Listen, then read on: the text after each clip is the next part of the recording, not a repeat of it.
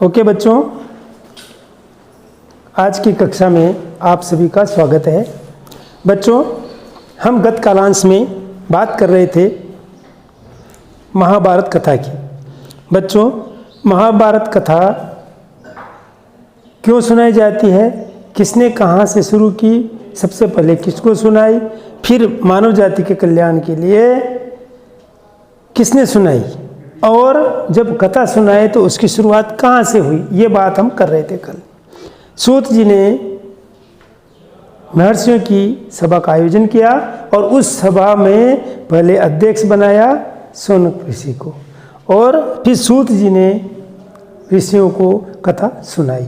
ठीक, कथा क्या है उसके बारे में हमने संक्षिप्त में पढ़ लिया था। उसका एक महाभारत जो कथा है उसका सार कल हमने पढ़ा था।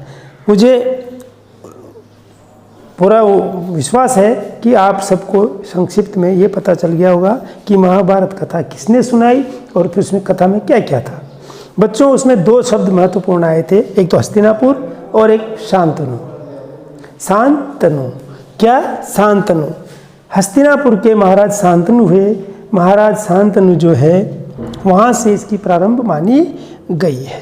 अभी बच्चों देखिए, आज हम बात करेंगे, इसका पहला अध्याय है जहाँ से शुरुआत हम कर रहे हैं कथा की, वो है ये देवव्रत। पहला अध्याय है आपका बाल महाभारत जो आपकी पाठ्य पुस्तक है, उसका पहला तो वो है। उसके बाद अब ये महाभारत कथा की अपने संक्षिप्त में बात कर ली थी। अब पहला अध्याय हम शुरू कर रहे हैं। पहला अध्याय का नाम है देवव्रत। बच्चों ध्यान से सुनिए।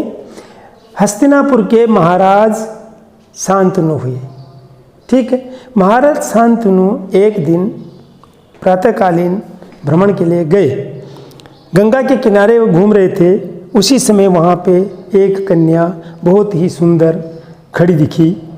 उसके सौंदर्य से मोहित होकर महाराज शांतनु ने उस कन्या के समक्ष अब विवाह का प्रस्ताव, मोहित होने के कारण विवाह का प्रस्ताव रख दिया। समझ में आ गए? वो कन्या कौन थी?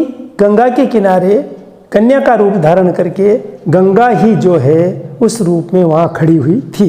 गंगा ने महाराज शांतनु से उनके प्रस्ताव के विरुद्ध, उनके प्रस्ताव के उत्तर में एक प्रस्ताव रखा कि महाराज मैं आपसे विवाह कर सकती हूँ, बशर्त है आपको मेरी एक शर्त माननी पड़ेगी। महाराज शांतनु विवश थे। उन्होंने उस रूप सौंदर्य के वश में हो गए थे। उनको वो शर्त मंजूर हो गई। शर्त क्या रखी? जो गंगा थी, कन्या के रूप में जो गंगा वहाँ उपस्थित थी, उसने एक शर्त रखी कि मैं आपके साथ विवाह करूँगी, वैवाहिक जीवन बिताऊँगी, लेकिन मैं क्या करती हूँ उससे आप मुझे बिल्कुल भी व्यवधान नहीं पहुँचाएंगे, कभी उससे मुझे प्रश्न नहीं करेंगे। बच्चों, उनका विवाह हो गया, गंगा के साथ रहे। समय के साथ साथ उनके संतानें हुई। पहली संतान हुई, दूसरी हुई, तीसरी हुई। जब संतानें जो थी, उनके जन्म के तुरंत बाद गंगा हस्तिनापुर की महारानी बन चुकी थी, महाराज शांतनु की रानी थी। वो एक एक करके उसके साथ जो संतान हुई, उनको गंगा अपनी जो संतान होती थी उसको लेकर के हंसती इठलाती गंगा के किनारे जाती और उसको गंगा में प्रवाह, गंगा के जल में क्या करती? प्रवाह कर देती। शर्त के अनुसार महाराज शांतनु ने गंगा को 7 संतान तक नहीं रोका। उसको टोकना उचित नहीं समझा। जहाँ तक वह गंगा और दोनों प्रेम से रहते रहे, उनका जीवन व्यतीत होता रहा। लेकिन जब 8वीं संतान हुई तो उसको लेकर के गंगा जाने लगी। कहाँ पे? वो जो युवती थी, महारानी जो थी, वो 8वीं संतान को लेके और जाने लगी। उसको टोक दिया। किसने? महाराज शांतनु ने। शांतनु ने कहा कि भाई आप ही क्या करती हो रानी? ये बात सुनते ही गंगा ने जो है उनको जवाब दिया कि महाराज आपका और मेरा विवाह एक शर्त पे हुआ था कि मैं अपनी संतान का कुछ भी करूं, आप मुझे दखल नहीं देंगे, टोकेंगे नहीं। ठीक है, रोकेंगे नहीं, लेकिन आपने अपना वादा पूरा कर दिया, इसलिए आज से अपना जो वैवाहिक जीवन है वो समाप्त हो गया। अब मैं आपके साथ नहीं रहूँगी और ये आपका जो पुत्र है, ये जो 8वीं आपकी संतान है, इसको भी मैं अपने साथ लेकर के जा रही हूँ। लेकिन आप ये न समझें, बिल्कुल भी चिंतित न हो कि आपकी संतान कहाँ जाएगी। ये आपकी संतान, ये आपकी अमानत है, समय आने पर मैं इसको आपको लौटा दूँगी। ये कह करके गंगा वहाँ से चली जाती है। महाराज शांतनु बहुत दुखी होते हैं, अपना जीवन व्यतीत करने लगते हैं।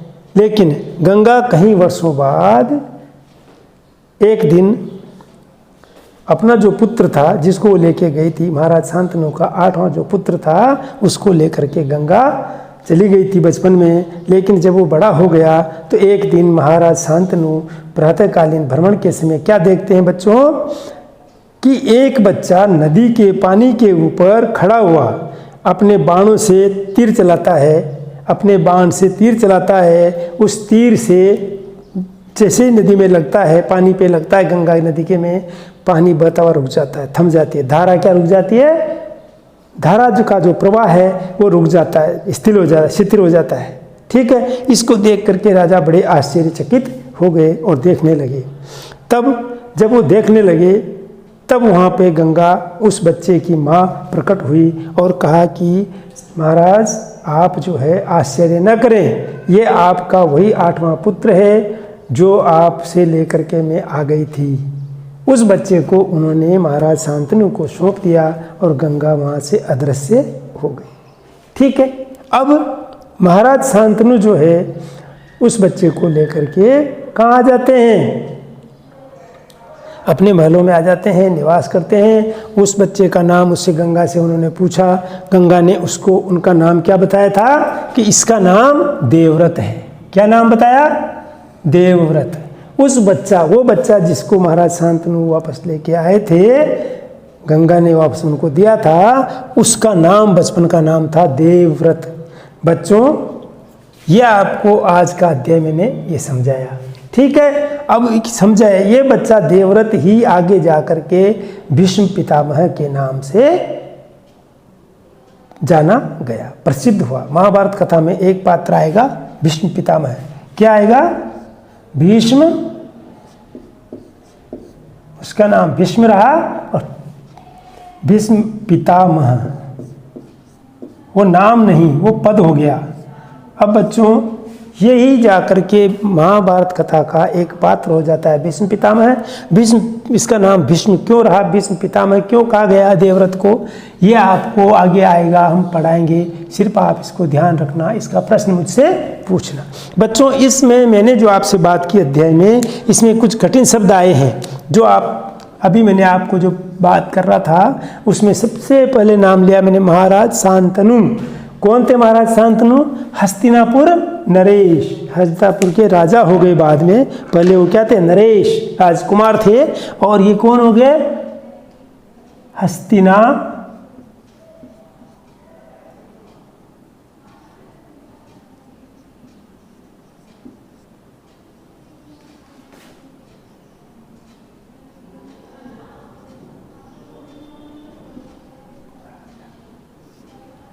सौंदर्य। बच्चों बात करें, एक कठिन शब्द आया सौंदर्य, इसको हम ऐसा न पढ़ें, सौंदर्य नहीं पढ़ें, ये औ की मात्रा है, इसलिए इसको क्या पढ़ेंगे बच्चों हम, सौंदर्य। सौंदर्य सुंदरता, जो सुंदर सो कोई सौंदर्य मतलब से यहाँ मतलब है सुंदरता से, तो किसी चीज़ में यहाँ पे सौंदर्य, इसको लिखने का उच्चारण ये होगा इसका। दूसरा नीचे शब्द है आश्चर्य। आश्चर्य, इसको पूरा स नहीं बोलेंगे, आश्चर्य नहीं बोलेंगे, आश्च आधा स, इसलिए इसको जल्दी बोला जाता है। और जो र जो है ऊपर से चढ़ रहा है, ये र जिस शब्द पे चढ़ रहा है उसके पहले आवाज आती है आश्चर्य, आधा र, यहाँ भी सौंदर्य, जिसके ऊपर ये चढ़ता है उससे पहले इसका उच्चारण किया जाता है। शर्तें, आश्चर्य का मतलब होता है चौंकना, सरप्राइज। शर्तें, शर्तें जो किसी काम के लिए लगा दी जाती है, जो हम पहले से तय कर देते हैं, नियम जो बना देते हैं, आवश्यक जो इंस्ट्रक्शंस होते हैं वो शर्तों में परिवर्तन हो जाते हैं। ठीक है, इसके बाद आ गया भांति। भांति मतलब अनुरूप। इसी की भांति, इसी के अनुरूप, इसी प्रकार, तो ये भांति हो गया। हस्ती, ये मैं कठिन शब्द के लिए बता रहा हूँ। हस्ती, हंसना, हंसना, हंस में ती जुड़ गया तो क्या हो गया? हंसती, हंसती हुई, हंसना, हंस जो धातु है उसमें ती ई जुड़ गया तो हंसत में ई, हंसती। तो ये हो गया हंसने वाली जो युवती होती है उसके लिए कहेंगे हंसती हुई, हंसती इठलाती गंगा के किनारे गई, वहाँ एक शब्द आया था। दूसरा है आशीर्वाद। आशीर्वाद बच्चों आपको, हम लोगों को दूसरों से मिलने वाली जो कृपा पात्र हम होते हैं तो वो आशीर्वाद, अच्छे शुभ आशीर्वाद, शुभ वचन जब हमारे लिए कोई करता है वो आशीर्वाद हो जाते हैं। इसका उच्चारण आ शी, ये र, ये जो र है इसकी आवाज़ यहाँ आएगी इससे पहले, जिसके ऊपर है उससे पहले। आशीर्वाद पूरा र नहीं है, आधा है आशीर्वाद। घृणित, घृणित, घ के नीचे री की मात्रा है इसलिए क्या हो जाएगा बच्चों? घृ, घृणित, घृणित घृणा योग्य, घृणित मीन्स घृणा के योग्य। क्रोध, क्रोध समझते हो? गुस्सा, जब हम एंगर हो जाते हैं, किसी के ऊपर एंग्री होते हैं तो वो हो जाता है। शुक्राचार्य बच्चों, शुक्राचार्य यहाँ पे मैं दो तरह से आपको बताऊंगा, एक इसका उच्चारण और एक इसका अर्थ। शुक्राचार्य कौन थे? शुक्राचार्य राक्षसों के गुरु, रावण के गुरु थे, राक्षस वंश के गुरु थे शुक्राचार्य, ठीक है।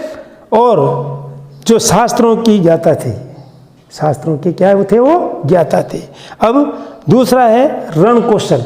रण मतलब युद्ध, कौशल युद्ध के ज्ञान को जानने वाले, इसको बोलते रण कौशल।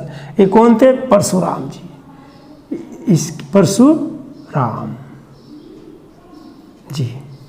और ये कौन थे? शास्त्र के जो ज्ञाता थे, सबसे ज़्यादा इनको माना जाता है यहाँ पे। इसलिए बात आई योद्धा, योद्धा जो युद्ध में जो भाग लेते हैं, युद्ध में जो युद्ध करने के लिए जो जाते हैं उनको क्या कहते हैं? युद्ध करने वालों को क्या कहेंगे? योद्धा, बहादुर। यूँ योद्धा मतलब एक बहादुर हो गया। और दूसरे शब्दों में देखें तो क्या होगा कि युद्ध में जो पार्टिसिपेशन करते हैं या बहादुरी दिखाते हैं, दमखम दिखाते हैं, वो योद्धा, ओके, जो बहादुरी का गुण रखे। अब ये मैंने आपको आज पढ़ाया, ये आपको मैं एक बार मोटे मोटे उसको पुनरावृत्ति कर देता हूँ बच्चों। देवव्रत अध्याय हमने पहला पढ़ा। देवव्रत अध्याय में महाराज शांतनु हस्तिनापुर के महाराज हुए। महाराज शांतनु जो है वो प्रातःकालीन भ्रमण में जा रहे थे, उनको एक कन्या गंगा नदी के किनारे खड़ी हुई मिली।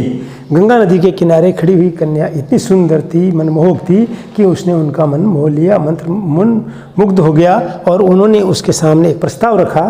क्या प्रस्ताव रखा? कि वो उनसे विवाह करना चाहता है, उसे अपनाना चाहते हैं। तो वो जो युवती थी वो कौन थी? वो सुंदर युवती जो दिखाई दी वो युवती थी बच्चों गंगा। गंगा अपना रूप बदल करके युवती के रूप में वहाँ खड़ी हुई थी। तो दूसरे शब्दों में कह सकते हैं कि महाराज शांतनु की पहली पत्नी, शांतनु की पहली पत्नी कौन थी? गंगा, ठीक है। अब आ गया सौंदर्य, आश्चर्य, शर्ते, भांति, हस्ती, आशीर्वाद, घृणित, घृणित, घृणित अपन गलत बोलते हैं, इसका सही उच्चारण है घृणित। क्रोध, शुक्राचार्य, शास्त्र, रण कौशल और योद्धा, योद्धा, द में आधा द और धा, योद्धा, ठीक है। ये आपको यहाँ तक बता दिया बच्चों। इसमें आपने एक धारावाहिक आ रहा था बीच में, जब मैंने आपको अप्रैल या मई, अप्रैल लास्ट या मई फर्स्ट में आपको मैंने क्या किया था? मैसेज किया था। क्लासेस चल रही थी ऑनलाइन, अपन उसमें वीडियो में भेजता था। आपके पेरेंट्स को मैंने एक मैसेज भेजा था कि 6th के बच्चे बाल महाभारत देखने दें अपने बच्चों को, और 7th के बच्चे जो है, जो बच्चों के माता पिता जो है, वो अपने बच्चों को बाल महाभारत, ये जो महाभारत सीरियल आ रहा है उसको देखने की अनुमति दें, क्योंकि इनके पाठ्य पुस्तक एक बाल महाभारत है, दूसरी कक्षा 7th में जो है एक पाठ्य पुस्तक बाल महाभारत और पहले वाले में बाल रामायण। तो बाल रामायण 6th वालों के लिए कोर्स में है, ये इसमें उसको देखा होगा तो भी बहुत अच्छा, आपको रिवीजन हो रहा है। नहीं देखा होगा तो मैं जो कहानी टाइप सुना रहा हूँ इसको आप ध्यान से सुने, फिर आपको ये सब चीज़ें बाद में एकदम सिस्टम पे आ जाएगी, तो आपको ऑटोमेटिक सिलेबस भी अपना पूरा हो जाएगा, आपका ज्ञानवर्धन भी हो जाएगा। Okay, thank you. और हाँ, एक बात ध्यान रखिए बेटा कि आप लोग जो भी मैं आपको लिखवा रहा हूँ, ये कठिन शब्द आपको गृह कार्य के रूप में लिखना है और इनके ऊपर वाक्य बनाना है। इस अध्याय में आपको प्रश्न लगते हैं, गंगा कौन थी, गंगा के किनारे खड़ी हुई लड़की जो युवती थी वो कौन थी, देवव्रत का जो देवव्रत है वो किसका पुत्र था, गंगा ने अपने पुत्रों को गंगा नदी में बहाया तो राजा ने उनको क्यों नहीं टोका। इस तरह के प्रश्न आप अपने मन से बना के उनको लिख सकते हैं, क्योंकि इसी तरह के प्रश्न इनमें से आते हैं। लेकिन ये पूरी जो कहानी है आपको दिमाग में बैठ गई तो फिर रटने की ज़रूरत नहीं पड़ेगी, कुछ भी नहीं करना पड़ेगा। आपको ऑटोमेटिक ध्यान से सुना, फिर एक बार पढ़ो, पढ़ने के बाद कठिन शब्दों को वाक्य बना लो, फिर ओके। Thank you.